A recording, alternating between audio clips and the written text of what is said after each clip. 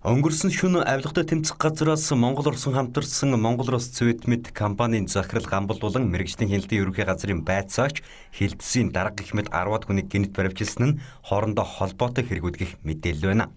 Зарим их сурвалжуудын мэдээлж байгаагаар Монгол Рос Цветмедийн захирал Гамбалд нь их хэмжээний төмрийн хөдрийг холбогдох байгууллагын тогтоосон ханшаас бага үнээр экспортлож дундаас нь ашиг олдог байсан. Тодорхойлбол төмрийн хөдөр экспортлдог хувийн компаниас 3-аас 5 дахин бага, сангийн яамнаас тогтоосон журмаас 2 дахин хямд үнээр гаргаж байсан бөгөөд өөрийнх нь нэр дээр болон гэр бүлийнх нь гишүүдийн дансаар их хэмжээний валютын гүйлгээ хийгдэж байсан тогтоогдсон гэх мэдээлэл байна. За бид авилгатай тэмцэх газрын дарга ангич жаргалаас тодруулахад ямар тач баривчлан шалгаж байгаа нь үнэн гэсэн тайлбарыг өгсөн юм.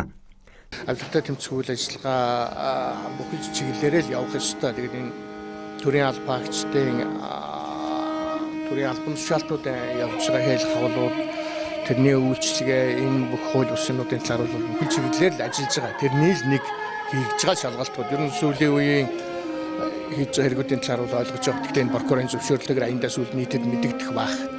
Түүнчлэн Хайлуур Жоншны үйлдвэрлэлээр улсдаа тэргүүлдэг гэх Монгол Рос Цветмед компани 59%-ийг Монгол Улсын засгийн газар, 41%-ийг Оросын холбооны улсын төрийн өмчөд Ростех компани эзэмшдэг. За өнгөрсөн 3 дугаар сард үндэсний аудитын газраас шалгалт хийхэд 78 тэрбум төгрөгийн өртөө гарч байсан нь хэргийн бас нэгэн сэжүр байж болзошгүй гэх хардлагууж дагалдаж байгаа юм.